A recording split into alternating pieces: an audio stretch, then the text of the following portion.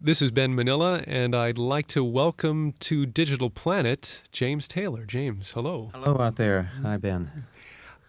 What is your feeling on this whole new digital technology? I know a lot of artists sort of have taken a stance one way or the other. It's the greatest thing that ever happened, or it's not the greatest thing. How do you feel Oh, about you it? mean digital recording? Yeah, digital recording. Yeah. Well, it's funny, I feel the same ambivalence about it that a lot of people express, which is that it's great that it's so clean, and it's terrific that it's so easy to manipulate and sort of edit and play with. But it's also you get then you have the sort of reactionary kind of um, sentiment that says it's soulless, and it's transparent and just hangs in the air, and it doesn't actually exist in any ground or any basic, so mostly my thinking about it is that uh, it's probably what's coming along, and and it is it is, and it has real advantages. But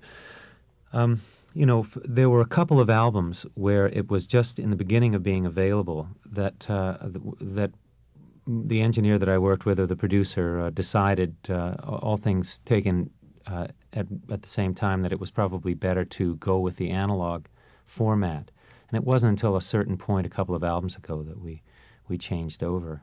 And still, when we mix down, we mix down to analog and to digital tape at the same time. And some things sound better. The analog version will sound better. And Really? sometimes Have you determined what it is that makes the analog sound better or different than the digital, or is it a certain kind of song, up tempo? you'd think that things that had a heavier beat would work better with analog.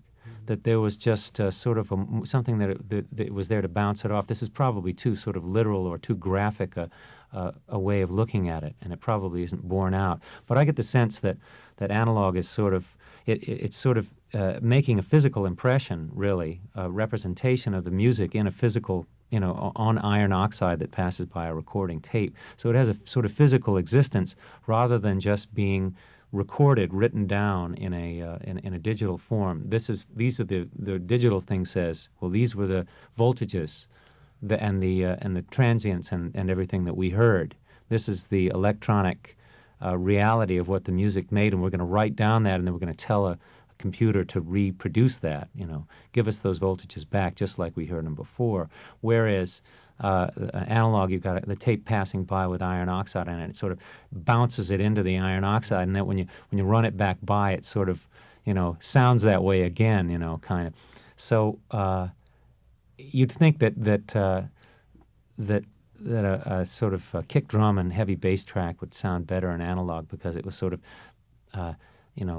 forged on the anvil or something, but it doesn't actually turn out that way. Sometimes we're surprised to see which things we choose to sound better on, we judge to sound better on analog, and which things sound better on digital. It seems to be kind of arbitrary. You can never tell.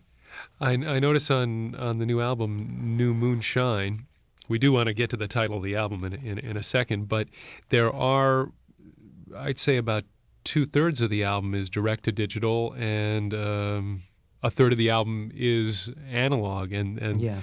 those three songs would be Shed a Little Light, The Frozen Man, and the Sam Cooke song, Everybody Loves to Cha-Cha-Cha. Hmm. And those songs, you decided in the mixdown, sounded better analog? Yeah. Yeah, for some reason they just did. It's hard to say exactly why. Maybe it was a little warmer. Maybe it was a little bit. Sometimes you feel like digital is too transparent, that it's just sort of hanging in the air. It's not like, it doesn't have a foundation or any kind of medium that it's sort of, that you can't feel the thing that it's in. But, I don't know, we just listened back to them and decided it sounded better. Now, you correct me if I'm wrong, but weren't you working for a while with just a tape deck? You would go out on stage with a tape deck and play along with it. Is that correct? Were you doing that? Yeah, I mean, it was only 3 or 4 songs in a show that I would use it for. I'd use it for background vocals on a couple of songs, and then I sang duets with it at one point. Uh-huh. And even at one point, I used it for I had canned applause, I think, to help me, help the audience out. That's You great. just sit back, folks. We'll take care of everything right up here. Let's talk about the new album, New Moon Shine. Now, I guess it's vague on purpose. It could be New Moonshine, or it could be New Moon Shine, or does that title go back to Carolina in My Mind at all, or is it just something totally new? Well, everything goes back to everything else, you know. I mean, so yes, to that extent it does. It doesn't mean to refer specifically to something, to the lyrics in Carolina, but it's interesting, perhaps a little bit interesting that it does. And actually, I sort of I resist it, but I found myself getting sucked into taking the phase of the moon seriously. It's just a superstitious thing, and I'm sure it doesn't make any difference whatsoever. But I saw myself paying attention to when there was a new moon and when the moon was waxing and waning, and thinking of how I would schedule this recording, and when I would go out on the road, and when I would, you know, sort of the idea being, simply put, that it was better to start things on a sort of a waxing moon, one that was increasing in size, than to start to start a project when things were waning, when they were shrinking. So it was really when you feel strongly about something and have only a limited amount of control over it, you tend to get superstitious, you know. So I bent to that. So a new moon was an important sort of consideration, if frivolous, you know, still important. And I like the idea of the album is at one point appeared to us to be sort of dark, you know, sort of a little bit brooding. In fact, it's not the case. You know, there are a number of really up things about it. I think Copperline is a sort of an up song. So It's Got to Stop Thinking About That, and Slap Leather, and Everybody Loves to Cha Cha Cha, and you know. But it seemed for a while that there were really sort of dark things about it. So I like the idea of the sort of contradiction in terms of the light that comes from a new moon, you know. It's sort of and then there's the new moonshine aspect, and I suppose it's no big secret that I'm in recovery. I had a real drug problem for a long time, and got out hopefully one day at a time. Got out of it just in time, you know, not to have done permanent, irreparable damage. So the idea of it being sort of a new moonshine is also that's part of it. And there are a lot of it's nice. It just I just like the way it worked. One thing that I would like to mention, because this is Digital Planet and it is audio, people can't see the smile on your face when you're talking about following the phases of the moon. And it sounds like, as much as you take it seriously, it's also a game. Oh, I don't take it seriously at all. You know, yeah. I don't think that it has any. I mean, you know, what people tend to do with their belief systems is entirely illusory, as far as I'm concerned. I don't think that. I don't take much seriously, or at least I don't believe in taking things seriously. Sounds like a great intro to Slap Leather. Well, we could play that here.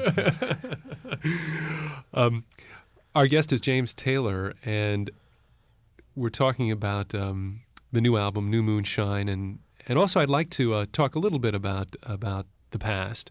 Tell me about Isaac and Trudy Taylor. Well, Mom and Dad. Tell you about them now. They both live in Massachusetts. My father lives in Boston. He's remarried. Has 3 young kids, all under 7.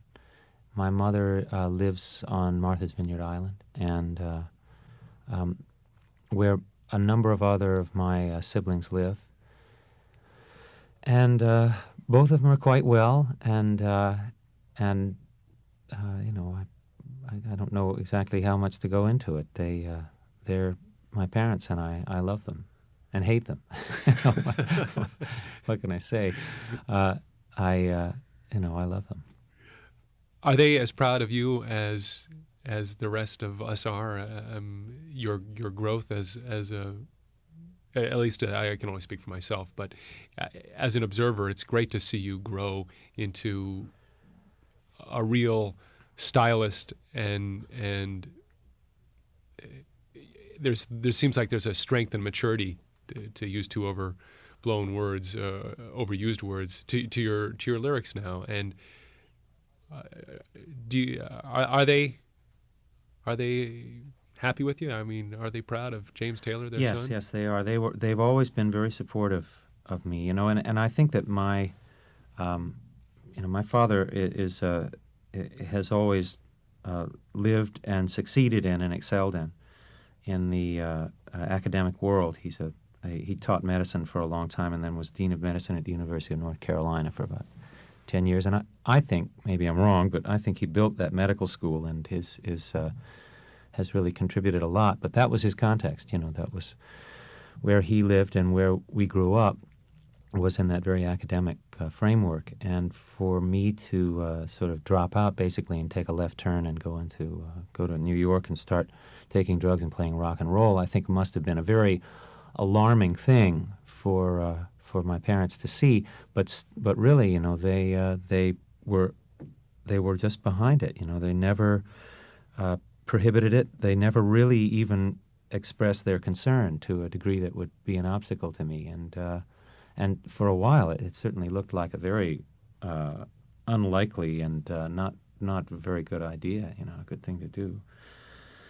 And they are proud of my having made a go of it, and and I think that they're great. It's a different world now. Now it's, I think, becoming a rock and roll star is a valid, or seems to be like a valid occupational desire for somebody. It's like, oh yeah, well, I'm going to grow up and I'm going to be on MTV just like everybody else. That's right. Now that television is where we live, and basically what our context is, yes, it's okay to be in show business now. Whereas I think there was a time where any actors or gypsies within the town limits after nightfall were subject to being arrested and maybe hanged by the neck. Now now for some reason it's okay, which is great luck for me. That rather than being a fool, I'm a acceptable member of society. It's really, You started out playing music pretty young, didn't you? How old were you when you first started playing music? Well, my parents encouraged us to play, myself and my sister and my three brothers, to play musical instruments. Mine was the cello to start with. I didn't take it very far, but I wanted a guitar, and I got one for Christmas when I was 12 years old, and I started playing immediately and wouldn't put the thing down. So it just it had its own momentum, I never had to work at it at all. Who were the people that you wanted to emulate playing guitar, or was it something that was just in your blood? Well, when I was coming up, when I was that age, it was the early and then mid-'60s, and that was there was a lot of folk music, and there was country music down south in North Carolina where I was growing up, and we spent a lot of time in Massachusetts. That's where my mother is from, and up there it was folk music. It was sort of there were a lot of coffee houses and cafes, and there people. I remember Bob Dylan and Joan Baez and Sonny Terry and Brownie McGee and Muddy Waters and Lightning Hopkins and Gary Davis and Mississippi John Hurt, and I remember the Charles River Valley Boys and the Jim Kweskin Jug Band, and Davy Good and Jesse Benton, and all of these players, Dave Van Ronk and Eric Von Schmidt, and Judy Henske, and It sounds like you do remember quite a few. Yeah, I do. I remember a lot of them, and they were basically all sort of folk acts that could. And then there was some, it's like there was Bill Monroe and Bill Keith and Jim Rooney. And so, it was a very accessible sort of kind of music. You didn't need to have a big band. You didn't need to have a big support system or make a huge investment or anything. You just needed basically a guitar and a very small stage to stand on and perform. It was great. And it was an easy time to get into it if you were a sort of singer-songwriter, which is what I turned out to be. So a guitar and a voice and a few lyrics, a coffee house or a school gymnasium. There was just, it was available, I guess the question is, thinking back to the mid-'60s and you're playing and performing then, was it easier or harder for you compared to now? I mean, there's got to be some things that are easier and some things that are harder. No, I would say it was all easier and all. It has a quality of at the beginning of being something that you just are possessed by and can't stop doing, and completely regardless of whether or not there is an audience for it and how it's being received or marketed or sold or whether there's a future in it. It's just something that's got to come out, and it delights you to do it, and it relieves you somehow, and expresses you and all that stuff. So at the beginning, it has its own. It's very pure, I think, and very uncomplicated, and it's fulfilling a very direct, kind of function. And I think that becomes when you take it to market and have it represent you in the world somehow, and have it mean different things to different people. It becomes a sort of corporate product after a while. It very much qualifies what it is for you, and it's confusing. It changes things, and I think that's a transition that you have to live through, and then you see how well you can continue to do it with all of that excess baggage, and all of those sort of contradictory meanings for it and stuff like that. What's your favorite part about writing songs and performing? And are you still able to get that release? Are you still able to fulfill that need that needed to be fulfilled in 1966 or 67 or whatever? Yeah, I am, and sometimes it's a case of being reminded of it. That's all that I'm taken back to it. I'm surprised the extent to which I identify with the old material. Still, Yeah. Huh. So it's interesting for you to say that, because so many people, if they've had a number one hit like Fire and Rain or something like that, it's like they'll say, "Oh my, I can't believe I have to play this one more time." There's sort of two stock responses. One is, "Well, I'm sick of playing this, but the audience wants to hear it," and the other one is, "I'm sick of playing this, and I'm not going to play it." But it seems like you're sort of in the middle. Like, well, hey, there's still some validity to this to me. Well, sometimes it feels like waxed fruit and like cranking out something that really you don't want to do again. But actually, if you put it in front of an audience and you get a lot of sort of energy back from them, and they seem to want to hear it, and it means something to them, then that means a lot, and that supplies a lot. I don't sit down and play those songs for my just in my solitude by any means, but they still work for me in front of an audience. So. If you don't mind my asking, what songs does James Taylor play for his solitude, in his solitude? Well, I can tell you what I played last night. I played Old Man River about 5 times, strangely enough. And I played Paper Moon. I played It's Only a Paper Moon. And what else have I played? I usually what I sit down and play is I play chord progressions, just changes that go one into the other. And sometimes they're accompanied by a little smattering of lyric. So that's basically working on songs. That's what I do when I sit and play. Is the process a difficult process, songwriting, for you in 1992? Yes, it's more difficult than it was before. Like I said before, things kind of got squeezed out and you couldn't stop them with anything, so before or in the beginning. And now it's things still come out spontaneously. But a lot of other things compete for my time now, you know. So I have to to sort of make the time and have some kind of a schedule where I go in and finish songs and work on songs, and that's required, you know. And the way things are at this particular time, which is a very sort of full time in my life, a lot of things going on, I have to defend the time that and make a real strenuous effort to make sure I've got enough empty time to sort of to write in, for things to bubble up in. But, what is the balance? Is it 10 hours a week, 20 hours a week, 5 hours a week? oh God, no, nothing like that. Especially not now. You know, Really? I finished the album, and I won't really start to get back into writing on any kind of a schedule, which will be more like trying to carve out 4 hours a day, and only 45 minutes of that will actually be making music. The rest of it will be sort of wandering around and going to sleep and, you know, whatever it takes. But that won't begin until after this tour is over, really. Tell me about the tour. Well, we go to Europe in May, and then we'll come back to the United States in June and play all over North America.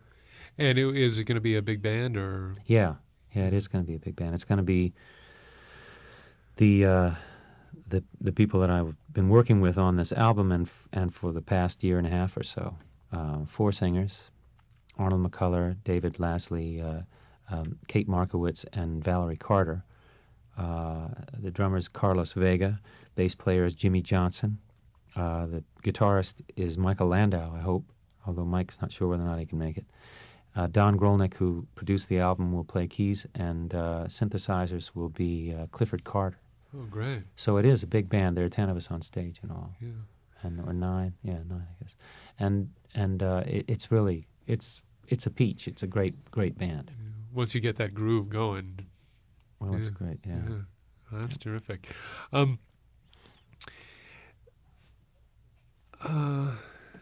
Let's talk some more about some of the songs specifically on the new album, Good. New Moonshine. Down in the Hole. Well, Copperline was the first hit. What's the second single that they? Second single is Got to Stop Thinking About That, which is a song that I wrote with my old partner, Danny Korchmar. Cooch and I are from that time that I was telling you about before the great folk scare of the 1960s. But, yeah, Danny and I got back together and wrote that song. Now, I think a lot of people are not aware of who Cooch is. I think they don't know that if they heard Don Henley and like Don Henley, they probably like Cooch. And a lot of maybe if for our listeners, you can just sort of fill them in a little on both your connection with Cooch and who he is in the music world today. Well, Danny and I met on Martha's Vineyard Island, where my family would go up to summer in the 50s and 60s. We met when I was 13 and he was 15, and we started playing music together.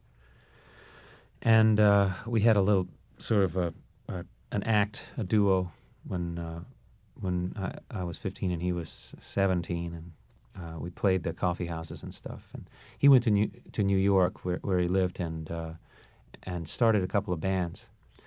And eventually, I joined him in New York, and we formed a band called The Flying Machine. And we worked in New York for about a year and a half. And then that sort of dissolved into it just fell apart. The group fell apart because we couldn't keep working. And I ended up going to England. Cooch went out to Los Angeles and started working with Carole King out there. And I made my album with Apple Records, and I met Peter Asher, who Peter had done a tour as Peter and Gordon, backed up by one of Cooch's earlier groups called the King Bees. And I had called Danny to get Peter's number in Peter, who was then working for the Beatles as head of A&R at Apple Records. And Danny gave me Peter's number. Peter listened to my stuff and signed me to the Apple label. Now, you were the first solo act signed to Apple. Is that correct? Yes, or were you the first person signed to Apple? I'm the first person after the Beatles. Yeah. Yeah.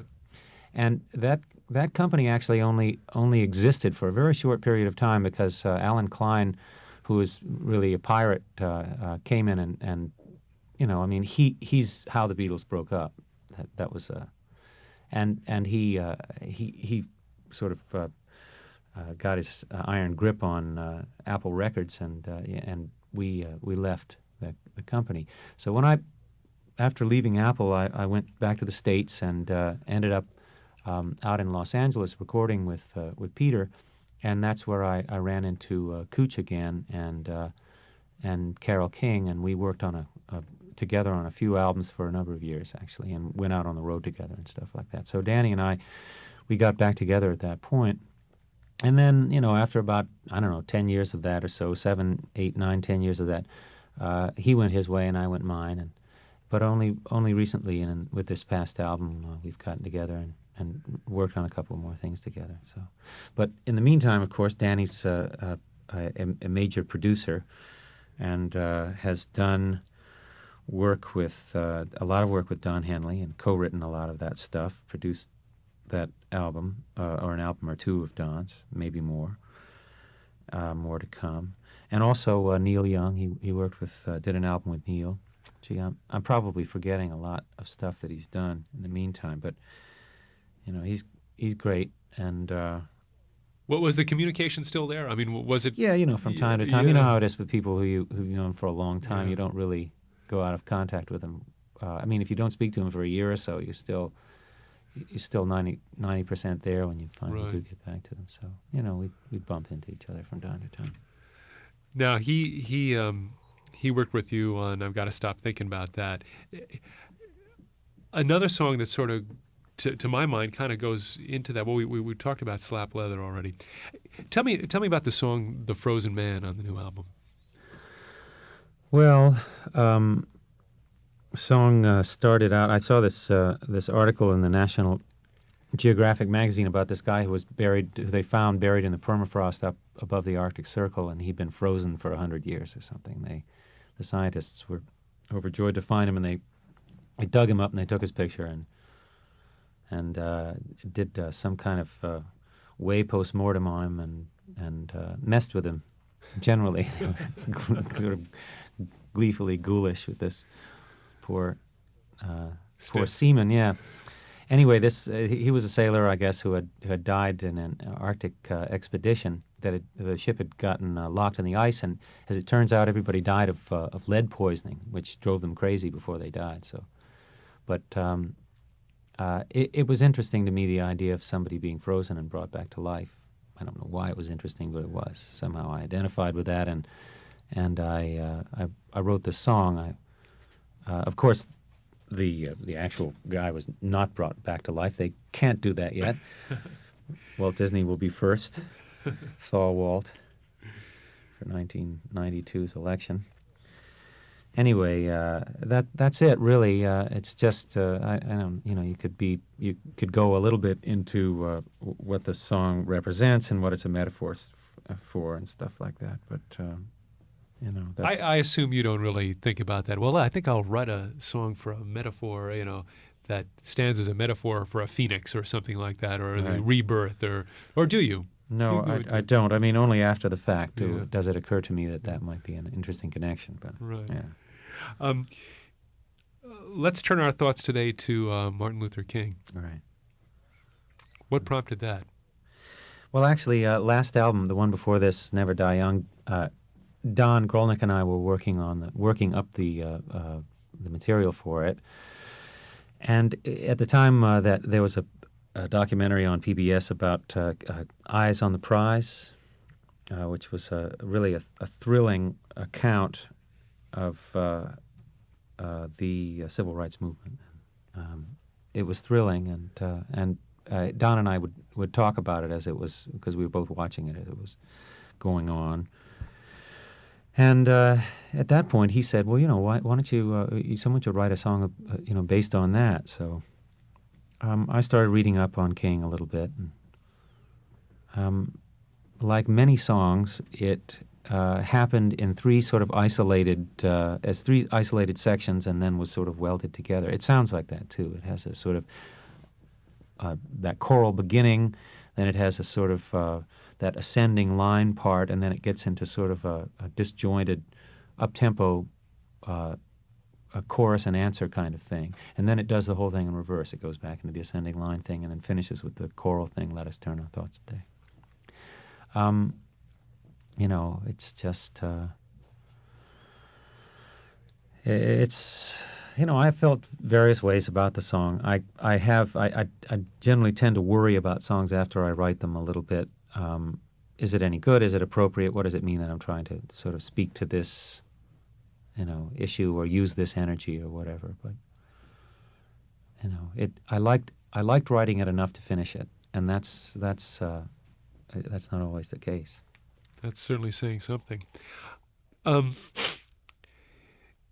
Our guest is James Taylor on Digital Planet, and one of the things that's interesting is when you burst on the scene in the early 70s, you were touted as the singer-songwriter, the next sort of phase of pop music, if you will.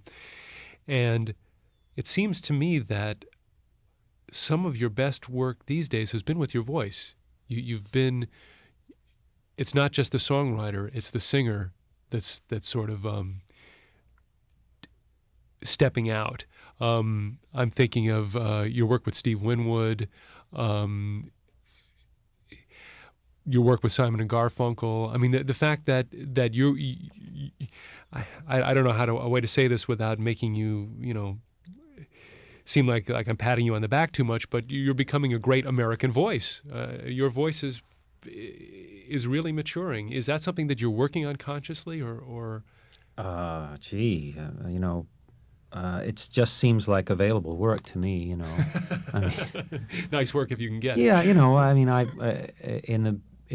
earlier on, I would work with Carole King on projects of hers, or with Joni Mitchell on her stuff, and she with me, and so it doesn't seem like something really new, but let's see, there have been a couple of those compilation albums. One of Hal Wilner's projects, sort of Disney songs. I did a song for him, and then I did a song on this a Pediatric AIDS Foundation album that Elizabeth Glaser put together, Rodgers and Hammerstein song, Getting to Know You, from The King and I. So, it's nice to have those opportunities branch out a little bit from time to time. And if Neil, if it happens, the thing you were mentioning before we started taping, that Neil Young had talked about the possibility of our getting back in the studio together and doing that. I mean, that's great to be able to do that. I've worked a lot with my brothers too. My brother Livingston on albums of his, and my brother Alex, my sister Kate, like that. Was it difficult, particularly working with Simon and Garfunkel? Was it difficult finding a place to put your voice when you work with two guys like that who are so intertwined? No, it was all a very natural process. We got together and played through the song. We all liked that Sam Cooke song, and we did a very sort of perhaps predictable, certainly a comfortable a version of it. That was nice. It was great to work on that. Well, you could, of course, pick Groovy Kind of Love and beat Phil Collins to it. That's right. That's true. That was I just had to get that in. Yeah. Thinking about your singing and also thinking about your songwriting, there have been some interesting covers of James Taylor material. I'm thinking, in particular, George Jones, the country artist, and probably head and shoulders above that, Elvis.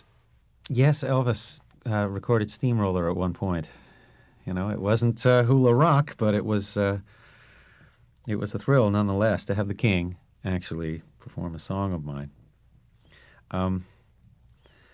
There haven't been an awful lot of covers of my stuff, actually. It's I don't know why. I think it's some of it may not be too easily coverable, but it was a thrill to have the Isley Brothers do Don't Let Me Be Lonely Tonight. It was great to have Rosemary Clooney do my song Music. A thrill to have Tony Bennett and Ray Charles do Everybody Has the Blues. Melanie did Carolina in My Mind. That was okay with me. That was great. I like Melanie. And, there have been some, here and there. Earl Klug did Long Ago and Far Away. That was great. Yeah. And what else? Yeah. That's a pretty solid roster right there. Sure, that's great. Yeah. And occasionally I'll hear a music rendition, and I do mean rendition in an elevator or something like that, or in the dentist's chair. What does that feel like? I've often wondered. I mean, when you walk into an elevator and there's Fire and Rain, played by the 1001 guitars or something like that. It feels extremely strange, and it makes you want to hide your face. It feels strange. I mean, I think of people who are really played, like, I think Paul Simon maybe is picked up by more canned music than maybe any other person aside from the Beatles. So it must feel, he must hear it all the time. I mean, he must not be able to avoid it. Must have that be a, I don't know if that's a on some level it must be sort of reinforcing to hear your stuff being picked up. Let me take you back one more time to the era of the flying machine. I'm interested in the Summer of Love. It was the summer of 1967. It was 25 years ago this summer. Do you remember where you were in the summer of 1967? Let me see. 66.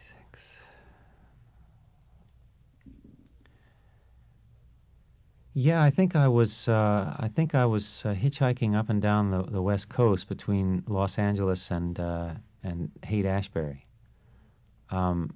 between County Line Beach, Los Angeles, and the Haight, and yeah, I think that was 67. A friend of mine, Kingman Brewster, and I had driven a 1948. Ford panel truck, which wouldn't do above 45 miles an hour, and broke down every couple of days. We had driven it across country. It wouldn't actually go over the Rocky Mountains. We had to turn left in Wyoming and go down to cross over on Route 66, Flagstaff at the Continental Divide, where the grade's a little bit easier there. So, we had driven that across the country. He was going to go to college out there, and I just I jumped ship when we got to Los Angeles and started to thumb up and down the coast. What was the world like in 1967? It was pretty promising, Things looked pretty good. It seemed as though the world was a certain age, and that the sort of dominant age group, the demographic bulge or whatever you call it, was felt very empowered, and as though it could be a new world, and that everything could change.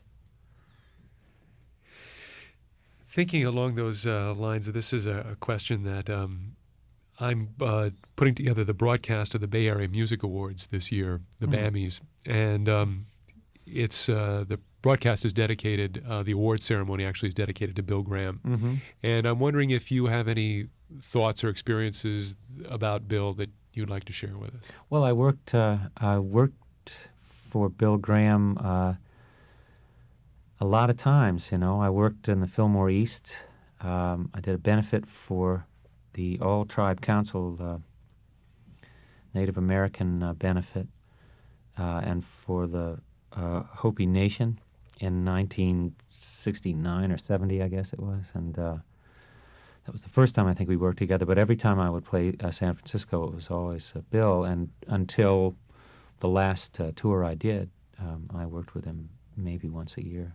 So I remember flying to the Soviet Union, the then Soviet Union, with Bill to do the first sort of rock festival that was allowed after Glasnost, and it was a very strange experience. But he was he had convinced, as only he could do. He had had the energy and the sort of force to make the thing happen and make it happen at a moment's notice. We found out about it about a week before the thing went down, and I was in the middle of recording an album, but still we all went with Bill there. He was quite the article, really something. I saw him in a movie, not a very good movie. What was it? Recently, Bugsy. He was in this movie Bugsy, and it was surprising to see him walking up and down, and not very far out of character, actually. Didn't have to stretch very far to be who he was.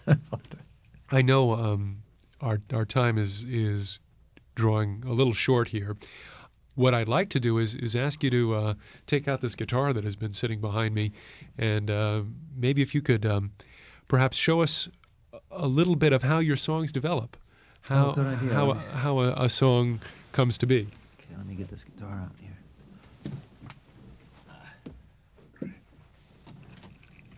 Now that looks like a well-used guitar. This guy James Olson makes a good guitar, and it's reliable too. You can sort of you can count on his axis to be of very high quality. Yeah, I was trying to think of perhaps some songs that perhaps might have started one way and gone another way, and maybe you can show us how a song like The Copper Line came to be, or Okay. Well, Copperline, or maybe something that's a little Copperline was actually, there was a song that I remembered from the old folky days I used to do, and my friend Mark O'Connor, who's a great violin player, he and I had done that on an album of his. I sort of guessed it on that album. It's called Old Blue, a song about this dog that dies, and that my arrangement of that song sort of turned into it. I'll show you the connection if I can.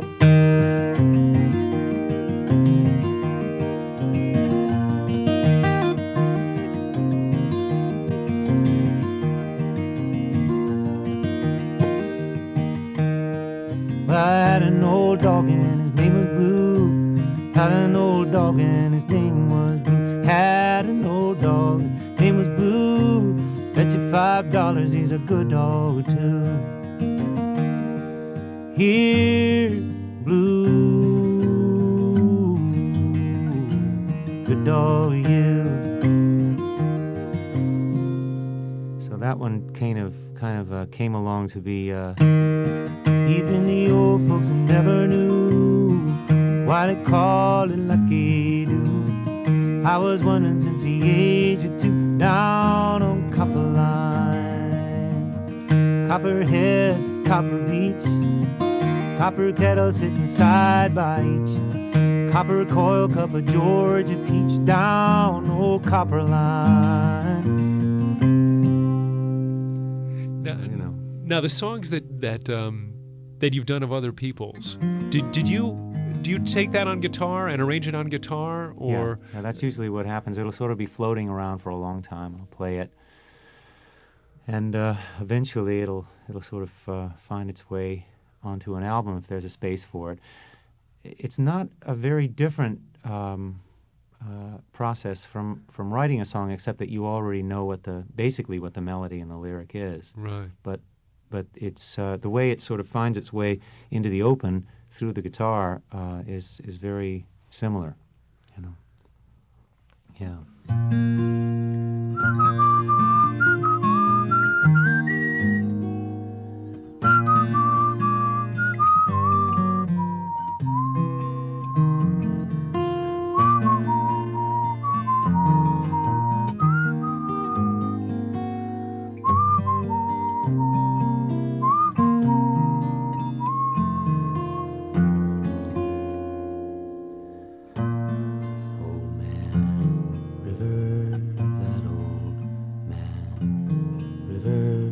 He don't say nothing, but he must know something. He keeps on rolling. He just keeps rolling along.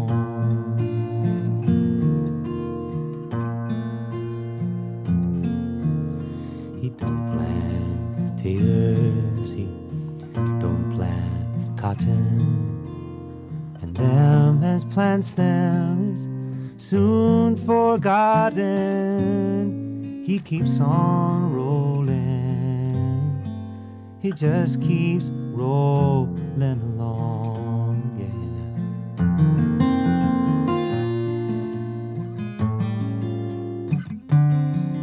You and me, we're just the same, body all aching and racked with pain.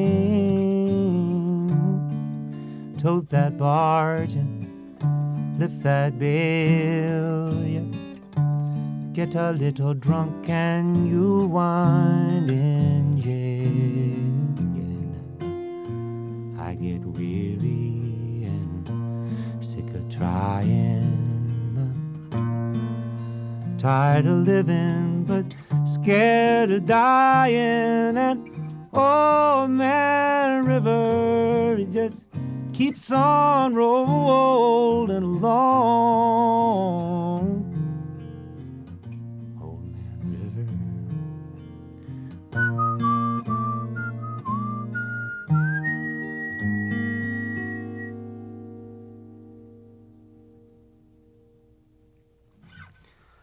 Yeah. Oh man, that was great. Oh. Have to keep working on that. That's a nice old song from, I guess, from Showboat. Yeah. Is that Rodgers and Hammerstein or Rodgers and Hart? Or Yeah. I don't know. Yeah. There's something about those old standards. There's a reason why they're standards. Yeah, you bet. They're really beautifully written songs. Yeah. You know, music follows technology, especially now. It's a matter of what you can do and what you can sort of project into a space. The space is now electronic, and the increasingly, since it's not an acoustic medium anymore, really, the instrumentation becomes more and more electronic, and that kind of starts to dictate what kind of things are exciting and what you can do best. So it's a little bit sad, perhaps nostalgic, to listen to songs that have that kind of structure, that kind of melody, that rely on that kind of melodic musical kind of thing, and a showstopper standard like that. It works not because of the sort of gated echo and the how exciting the drum machine is, but it works because it has a sort of emotive build to it, which I think is a lot more difficult craft than. I mean, not to slight modern electronic music. It's great too, but I, as someone who sits down with a guitar and tries to play a song, you don't have access to that same thing. So right. Also, I think ultimately the judge will be time, and if the James Taylors of the 21st century are still recording Old Man River or playing Old Man River, and whether they're playing, the latest craze from 1992, I think time will tell. Well, probably some of both, I was thinking that Old Man River might segue quite easily into The Water Is Wide. Okay. Which is something that you've chosen to end your album with, a song that you've chosen to end your album with.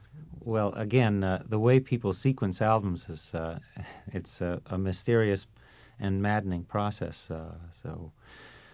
But actually, you're right. We probably knew all along, in spite of all the various sequences we came up with for the running order of the album, we knew all along that that's what we wanted to end it with. It's true.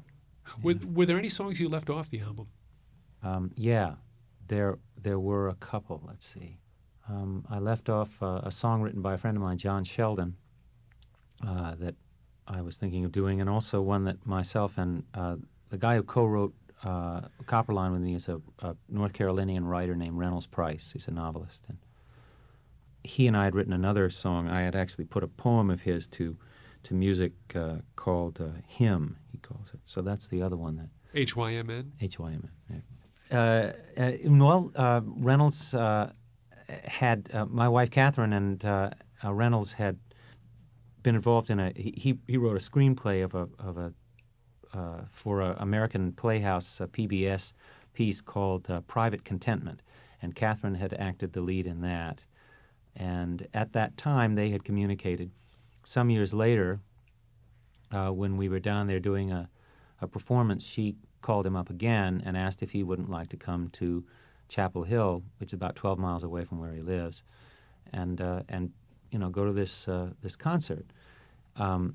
He's in a wheelchair and had thought that wasn't maybe wouldn't work out, but Catherine insisted and assured him that we'd make everything work out good. So that's where we met, and we've just become fast friends. We see each other a lot. Catherine has a small theater group in Boston, which he's been enlisted to write some stuff for and has performed with. So.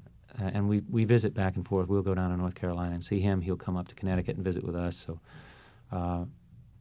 that's the way it sort of developed. And as I was writing this song, I was asking for his help on it, and he just got involved in the thing. The Copper Line is really about North Carolina, and it's very much, to me, has a sense of the landscape there, the sort of red dirt and hickory trees and the way the air feels and stuff. And it remembers that for me. And that's very much his, he's familiar with that too, so it was good to work with him on it. Is there, this will be, I guess, really my last question, is there another song on the album that went through changes, or perhaps you could show us the way it developed? A lot of things did go through changes. The only thing that would really be an illustration, though, might be. Got to stop thinking about that. The chorus of that now is. Let's see. Let's make. Watch your dials in there. Oh, Lucy said, God have mercy, I've got to stop thinking about that. Oh, Lucy said, God have mercy, I've got to stop thinking about that. And I had originally hold that line. What's yours and what's mine? I've been feeling like you've been feeling by walking around feeling like you.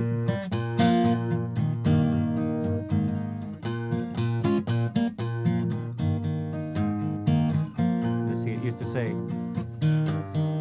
whoa, the ring, baby. Whoa, the ring finger, yeah.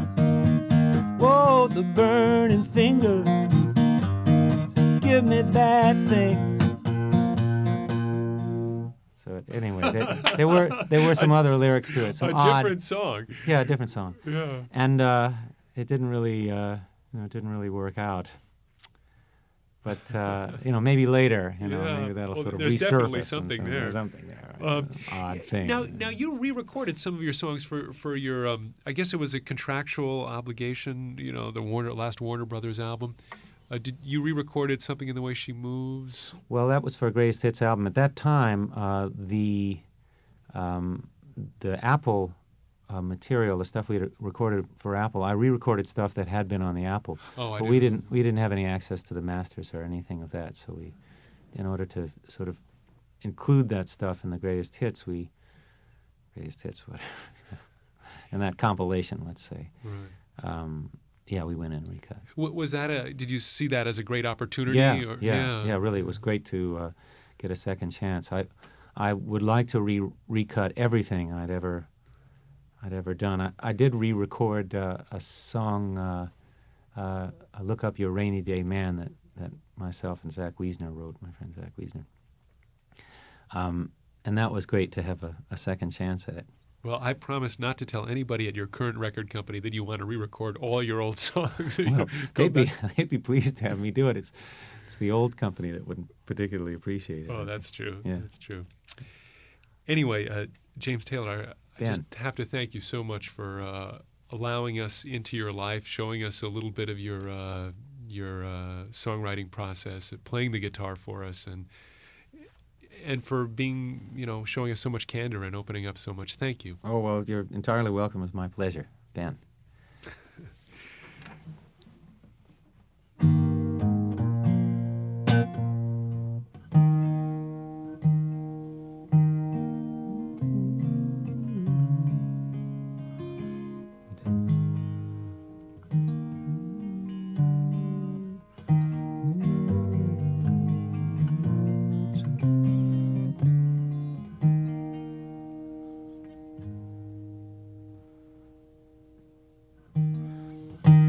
More and more, you know it's a digital planet, you know it's a digital planet. Let's try that again. More and more, you know it's a digital planet, you know it's a digital planet. It's a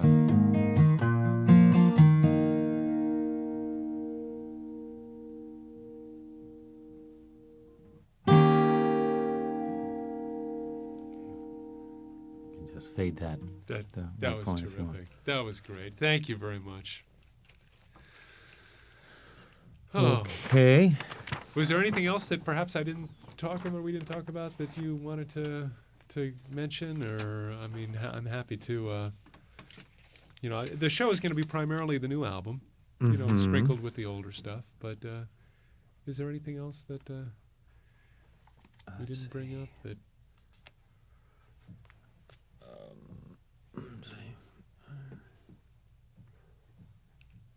No, I can't think of anything that we neglected to say. We could talk about the sort of deterioration of Western culture, but what the fuck? I mean, Hey, why talk about the obvious? that's right. Why talk about the obvious?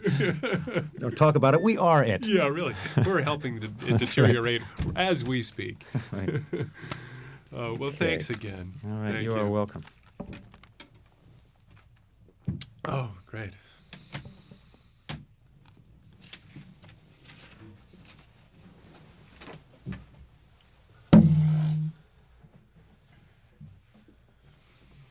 Do you have a house filled with guitars? Yes, I do. I mean, it's probably not as bad as some people. But Yeah, I think David Gilmour's is legendary. really? You ready?